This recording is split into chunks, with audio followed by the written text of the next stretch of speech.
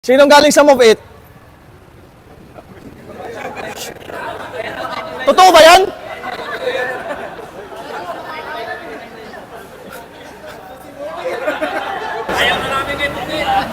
Dahil bilangin ko nga, sino yung galing sa Move It?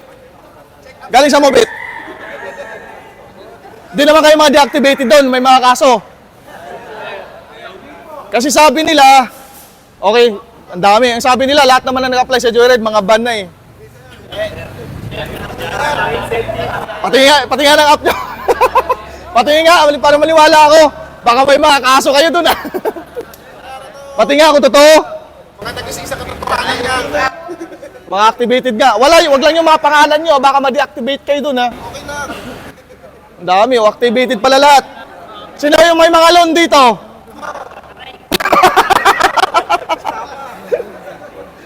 Okay, makinig. Sige, pagbibigyan namin kayo. Wag na kayo mag-exam. Pero isang kondisyon lang. Gusto ko lahat makikinig. Pero pag may isang hindi nakikinig, mag-i-exam tayo lahat. Okay lang? Okay lang. So, dapat makinig po lahat. Pag may isang natutulog-tulog, nagsiselfone, mga sir, mag-i-exam tayo, damay-damay po lahat. Wala pong samaan ng loob, ha? Pagka mayroong di nakinig, kalabitin nyo na lang. Okay? Bago ang lahat, gusto ko munang magising kayo. Okay lang ba tumayo muna saglit? Ulat-ulat muna kayo, baka ano ah. Okay. Tapikin nyo yung mga katabi ninyo. Paps, mag-ingat tayo lagi sa biyahe. Okay, last na lang. Paps, magtulungan tayo kahit anong kulay ka ha. Paps, magtulungan tayo kahit anong kulay ka, Paps. Ganun kasarap sa pakiramdam. Okay? Upo na. Gusto ko lahat kayo, mga biker, kahit anong kulay yan, huwag kayong magsiraan. Hayaan nyo na po kami sa SOCMED, yung mga admin. Hayaan nyo na po yung mga tagapagmana. Okay?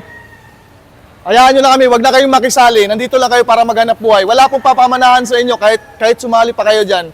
Masisira lang po yung araw ninyo. Alam ko naman, yung iba, nababad trip na rin sa akin kasi pumapatol ako. Mga sir, ngayon pa lang, humingi ako ng paumanhin sa inyo kung bakit minsan pumapatol ako sa SOCMED. Kasi sabi nga, pag hindi kami umimik, lalo nila kami sisirain. Tapos na nilang tirahin yung angkas, plano naman nila ngayon yung Joyride. Kung ganun naman lang, hindi friendly, asaran lang, bawal pikunan. Kaso napipikon sila lahat eh. Ang dami nila nagtulong-tulong eh.